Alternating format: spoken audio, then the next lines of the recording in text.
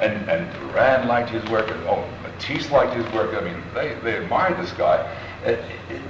You begin to feel the mysterious thing of how the figure of Christ sits there, and that beautiful change on the tabletop, by the way, a little brown, which then gets a bit more velocity and gathers here to that yellow-orange. You feel how that stability of those forms and the mysterious distance between the two figures, how Christ begins to assert himself in this verticality, and the other man, there's this marvelous, like, da-da, da-da, da-da, da-da. It's a great pity that the art historians seem to stop at a period of rule in which they're thinking of prostitutes and judges and things like that, and of course, above all, the legend of Christ. And it's always this thing, oh yeah, black lines, rules, and yeah, okay, yeah. And they never seem to get into the fact that, look at this.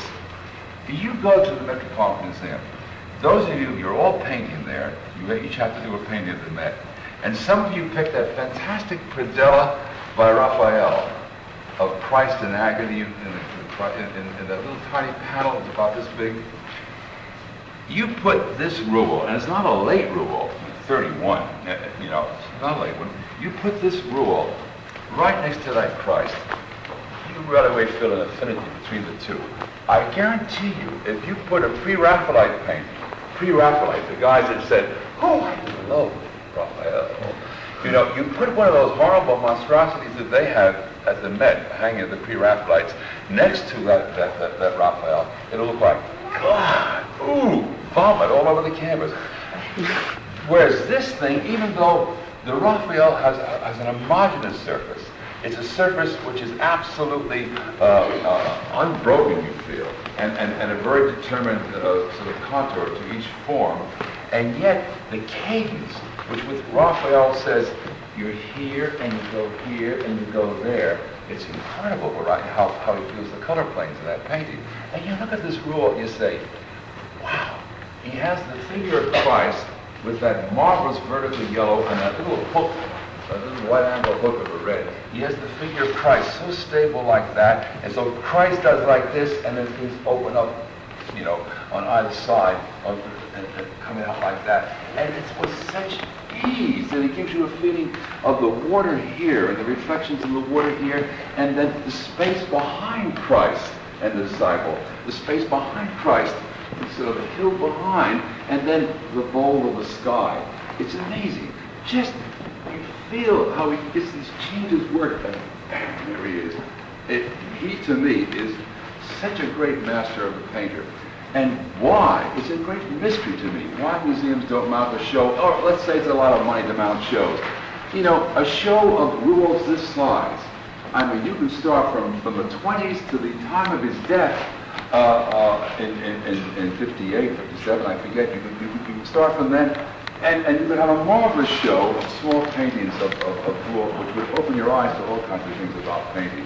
A sentimental aside, when I used to live in Washington in 39 and spent most of my time playing drums with a black band instead of attending school and stuff like that, I would also cut and come here. And I really was so bowled over by two paintings at first. I still love them. This rule used to hang as you came into the museum, and the opposite used to hang the bonheur we're going to see upstairs with the curtain, just an open window with it. And I still look at this and I think of those days, and I look at this and I think, boy, I still like that painting. It still has a power and an immediacy to it that I it's an earlier rule actually that it's funny. In the later rule, he begins to get such a marvelous kind of palette going that it's amazing. I love this too. I'm not putting this down, but I think it's just, in fact, the more I look at this, the more I like it. Again, the density of the color, the way it's so hard, like the way he gets the color of the flesh. Look at the way he hit the thigh on the dancer or the acrobat, the woman here in the tutu. You see here how he hit the thigh down, and then see how he treated the color on her hand, and then see what he does with her bodice here, with her chest.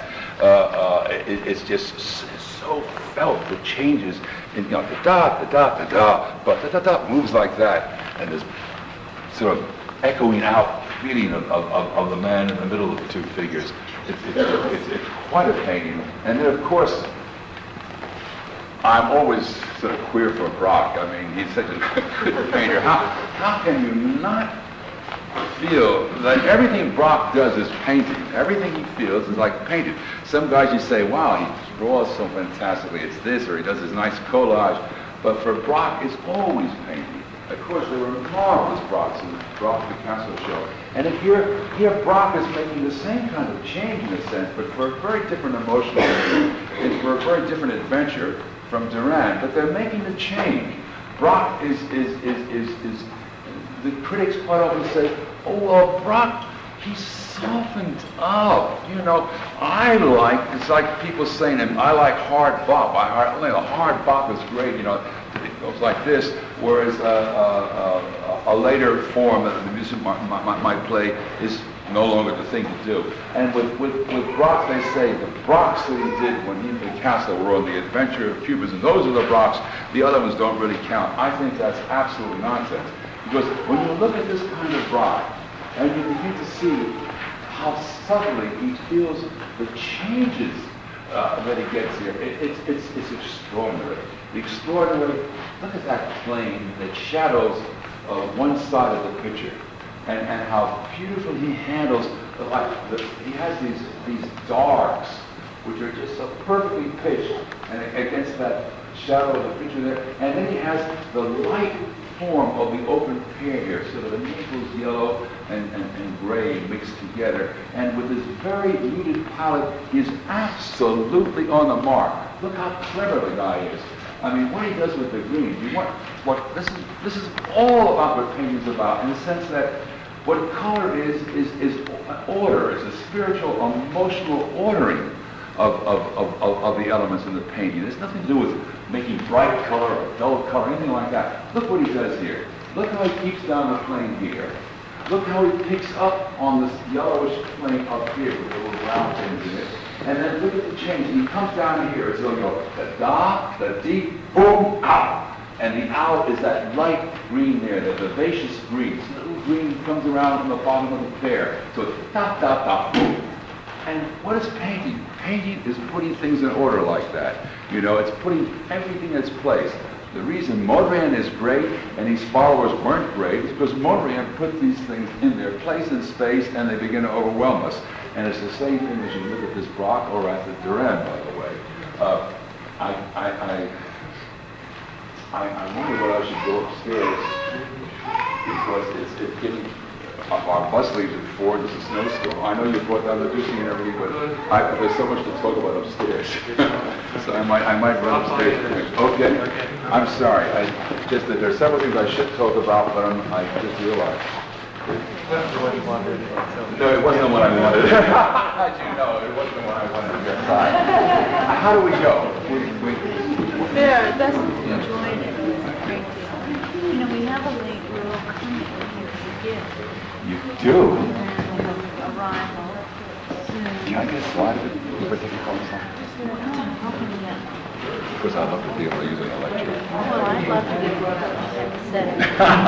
Oh, I'm so glad you're getting it. We go up there, so the more I look and enjoy Matisse, the more I feel the extraordinary thing about him is his expansive quality he seems to display.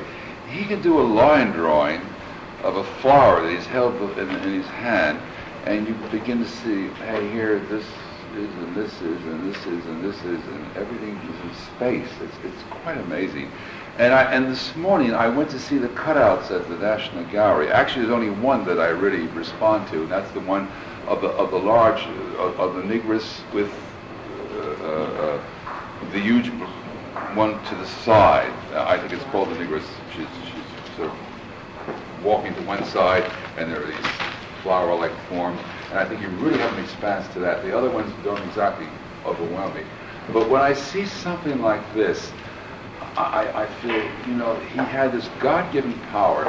First of all the great 20th century painters, he seemed to be the most prodigiously gifted in terms of feeling the rhythms of color, feeling the rhythm of drawing. I mean, all the strategies, all the necessary talent to build with form and color seems to be his in large measure. There's no doubt of that. And when you look at a painting like this and you think, you know, you're painting the interior of a room, and you want to get that feeling.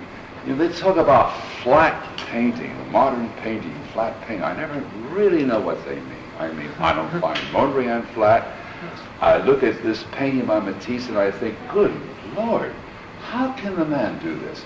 How can he show me that there is a chair seat here and a chair seat there, and the bed, which is behind those two chairs, and she is, the nude lies with such absolute assurance solidly on top of that bed, and I go back to the wall, and then I see the architectural structure here of the edge of the window, and I go into a deep space outside. I mean, is it through perspective? Obviously not. Not perspective he's using an invention of the relationships of color and form, and using it in such a way, with such velocity, with such power, with such a powerhouse approach, it overwhelms me.